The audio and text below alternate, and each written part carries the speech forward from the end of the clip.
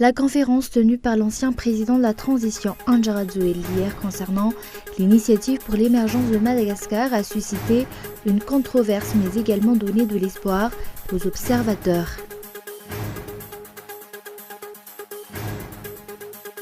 Plus de 100 habitants d'Ampamarine ont été déplacés ailleurs depuis ce matin après l'éboulement meurtrier du samedi dernier. D'autre part, aucun endroit précis n'a encore été déterminé pour reloger les habitants des 9 maisons qui vont être rasées sur décision de l'État. Et la mobilisation se poursuit en Floride. Les survivants en colère appellent à manifester le 24 mars prochain à Washington.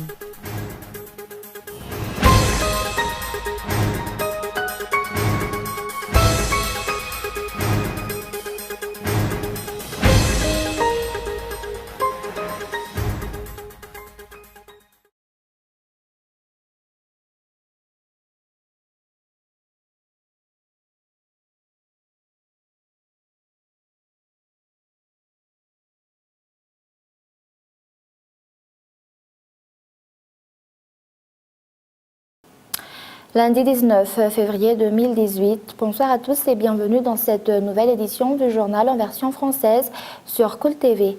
À la une, la conférence tenue par l'ancien président de la transition Andjara-Djoeli hier concernant l'initiative pour l'émergence de Madagascar a suscité une controverse mais également donné de l'espoir aux observateurs.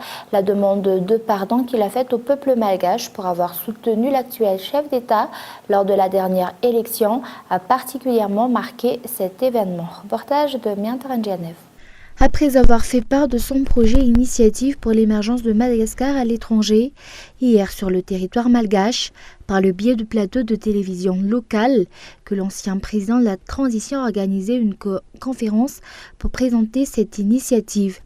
Des propos qui ont redonné espoir aux citoyens malgaches. Nous gardons espoir, les Malgaches attendent la même chose, qu'on mette un terme aux injustices, à la corruption, aux exploitations illicites et autres. Puis nous espérons que des solutions seront apportées pour nous permettre de trouver du travail plus facilement.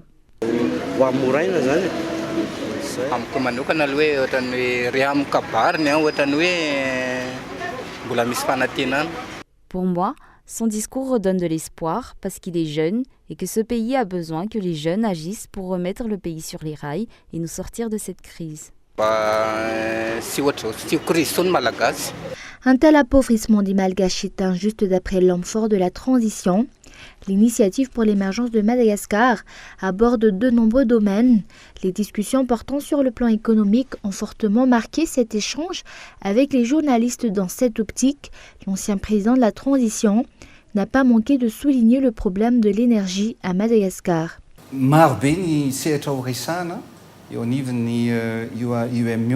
L'IEM aborde de nombreux sujets tels que l'éducation, la sécurité, l'agriculture et bien d'autres. En matière d'énergie, en ce qui concerne les pays qui utilisent l'énergie renouvelable, remarquez que 93% de l'énergie utilisée par l'Éthiopie, soit 4188 MW, provient de l'énergie renouvelable. À Madagascar, seulement 175 MW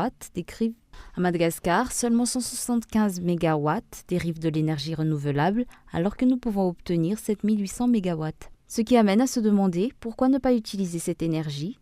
Des solutions doivent-elles être apportées? Et si c'est le cas, pourquoi attendre? Point marquant de cette conférence, l'ancien président de la transition a également formulé un mea culpa public auprès du peuple malgache pour avoir proposé et soutenu le chef d'État actuel lors de la dernière élection présidentielle. Il en a profité pour mettre un terme aux rivalités politiques du passé et ouvrir un nouveau chapitre en lançant un appel à la mobilisation collective pour le développement.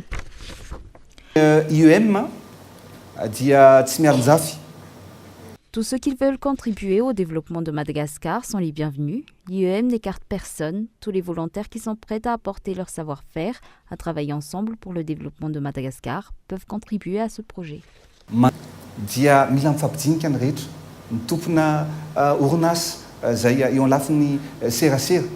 Pour cet ancien président de la transition, le temps du développement a sonné. C'est une occasion pour tous de se donner la main pour sortir Madagascar du gouffre où elle se trouve.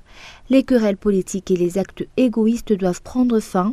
De nombreuses étapes seront effectuées pour tirer parti de toutes les idées et initiatives qui permettront de mettre en place l'initiative pour l'émergence de Madagascar. Et sur un tout autre sujet, quelques points de la loi fixant le régime juridique de l'immatriculation et de la propriété foncière titrée ont été déclarés anticonstitutionnels, une décision que la Haute Cour constitutionnelle a publiée dernièrement. Ces points ont déjà été critiqués par la société civile auparavant. Reportage. Parmi toutes les lois qui sont passées par la Haute Cour constitutionnelle, cette entité a également publié une déclaration portant sur la loi fixant le régime juridique de l'immatriculation et de la propriété foncière. Plusieurs articles de ce texte sont classés contraires à la Constitution.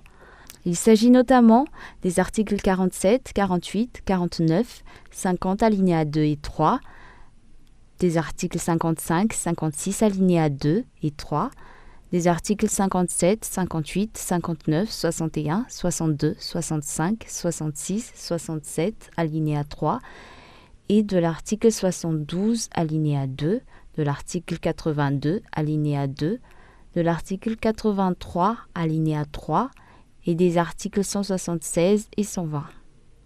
D'après cette institution, les dispositions de la loi déférée sur le tribunal terrier constituent une violation flagrante et grave du principe de la séparation des pouvoirs et de la Constitution.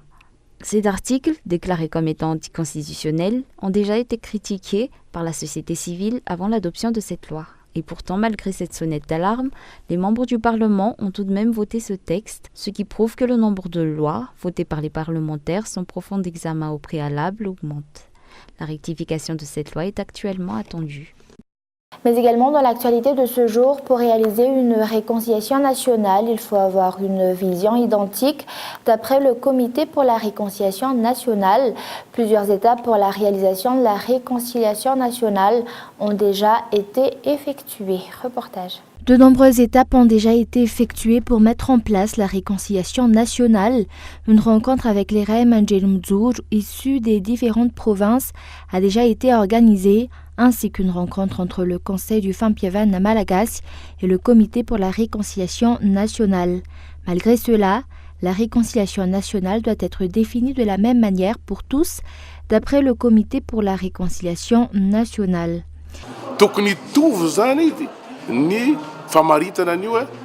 La vision de la réconciliation nationale doit être la même pour tout le monde. Avant sa mise en place, c'était le sujet de la discussion avec les Reim Angelumdzur et le Conseil du Fampiavan à Malagasy. D'autre part, une réconciliation nationale ne sera possible qu'après règlement de tous les différends.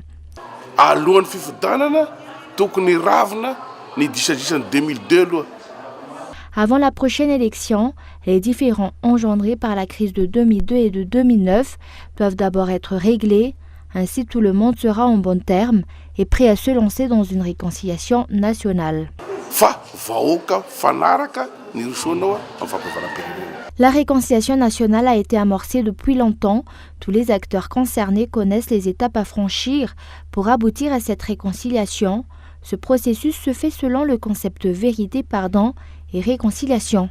Actuellement, c'est l'application de ce concept qui pose problème, bloquant la réalisation de cette réconciliation et ainsi la mise en place de la paix et du développement. Et actualité économique, actuellement, la valeur d'1 € atteint les 4000 arrières. La dépréciation de la monnaie nationale n'a pas cessé depuis 2017. Et en octobre 2017, l'euro équivalait à 3600 arrières. En novembre 2017, il est passé à 3700 arrières pour ensuite frôler les 4000 arrières vers la fin de l'année. La baisse de la production nationale et l'insuffisance d'entrée de devises en sont les causes, d'après les explications.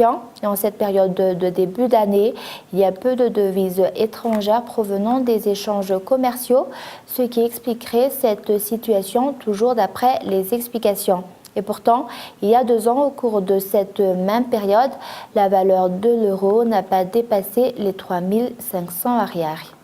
Et comme nous l'avons annoncé dans les titres, plus de 100 habitants d'un pas marine ont été déplacés ailleurs depuis ce matin après l'éboulement meurtrier de samedi dernier. D'autre part, aucun endroit précis n'a encore été déterminé pour reloger les habitants de 9 maisons qui vont être rasées sur décision de l'État. Reportage de Miantarangianev.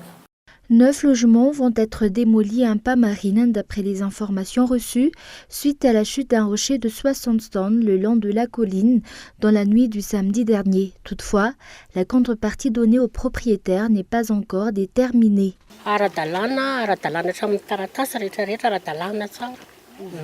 Cette propriété nous appartient. D'ailleurs, nous avons les titres de propriété. Nous ne pouvons pas partir d'ici parce que nous n'avons nulle part ailleurs où aller. Nous vivons ici depuis plus de 30 ans. Si on nous reloge autre part, nous partirons. Nous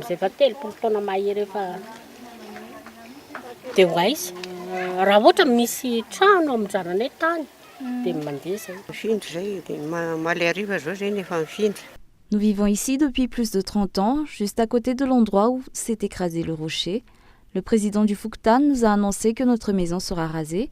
Mais dans ce cas, où irons-nous quand la pluie cessera ? Nous ne pensons pas bouger d'ici. D'ailleurs, nous ne savons pas où nous serons transférés si on devait partir.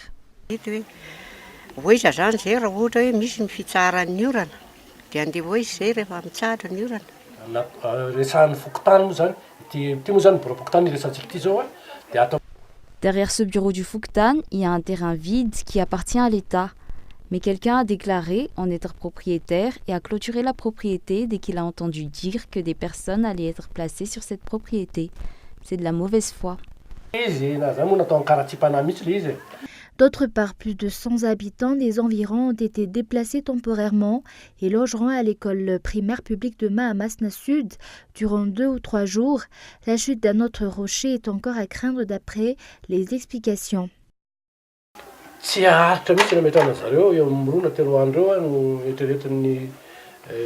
habitants ont été déplacés temporairement, histoire de 2 ou 3 jours. La première mesure à prendre, c'est de démolir les rochers qui risquent encore de s'écraser. Il y en a à peu près 4, afin de diminuer les risques qu'ils s'écroulent encore sur les habitants.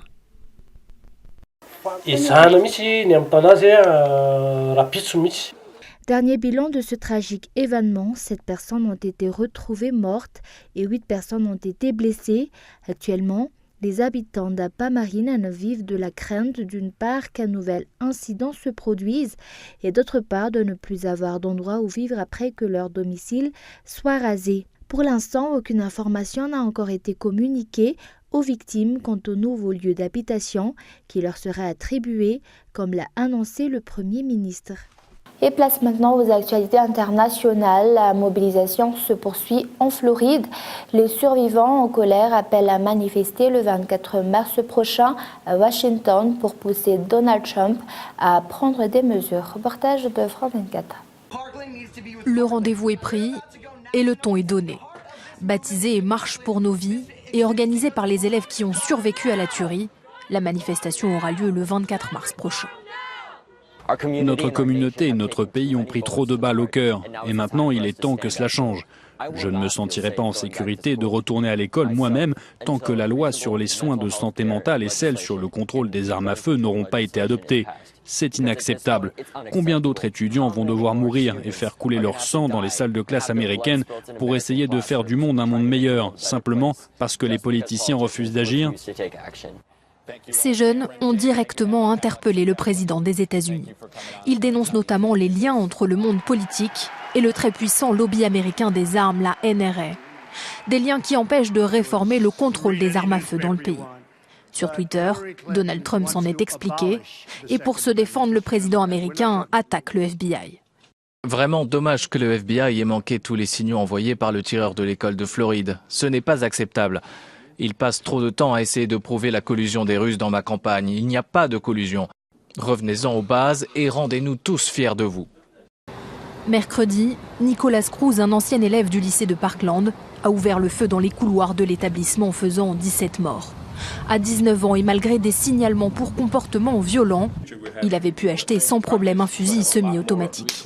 Selon l'organisation Gun Violence, plus de 15 000 personnes ont été tuées par une arme à feu en 2017 aux États-Unis.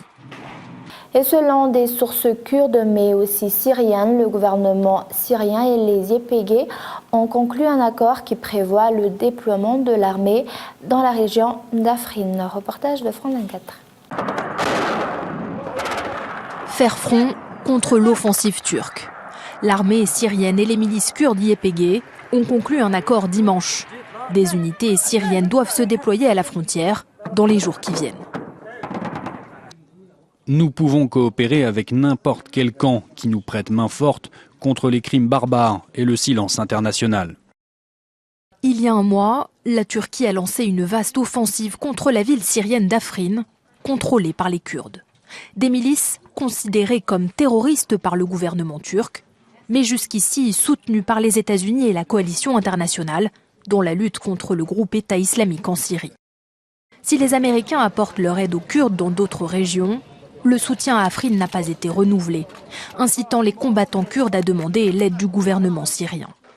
Si l'armée syrienne n'a pour l'heure pas confirmé cette coopération, les officiels kurdes assurent eux que l'accord est purement militaire. Les deux parties font aujourd'hui front face à la Turquie et à leurs alliés de l'armée syrienne libre, mais ont néanmoins des visions différentes pour la Syrie. Les YPG veulent plus d'autonomie pour les zones kurdes, une option de système fédéral d'ores et déjà rejetée par le président syrien Bachar al-Assad. Et avant de se quitter, je rappelle les grands points de ce journal. La conférence tenue par l'ancien président de la transition, Andry Rajoelina, hier concernant l'initiative pour l'émergence de Madagascar a suscité une controverse, mais également donné de l'espoir aux observateurs. La demande de pardon qu'il a faite au peuple malgache pour avoir soutenu l'actuel chef d'État lors de la dernière élection a particulièrement marqué cet événement. Et plus de 100 habitants d'Ampa Marine ont été déplacés ailleurs depuis ce matin après l'éboulement meurtrier de samedi dernier. Et d'autre part, aucun endroit précis n'a encore été déterminé pour reloger les habitants des 9 maisons qui vont être rasées sur décision de l'État. Et enfin, la mobilisation se poursuit en Floride. Les survivants en colère appellent à manifester le 24 mars prochain à Washington pour pousser Donald Trump à prendre des mesures. Et voilà, c'est la fin de ce journal. Merci de votre fidélité. Au revoir et bonne soirée à tous.